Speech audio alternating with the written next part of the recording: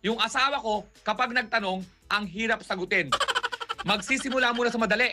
Ito ang tanong niya, Alex, mahal mo ba ako? Ang dali, di ba? Sumagot ako, oo. Ang mahirap, yung follow-up question ng asawa ko. Ito ang follow-up question niya.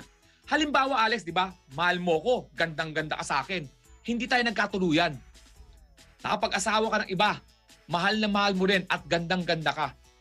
Eh minsan, yung asawa mo, naglalaad kayo, magkasama kayo sa mall. Eh nasalubong mo ko.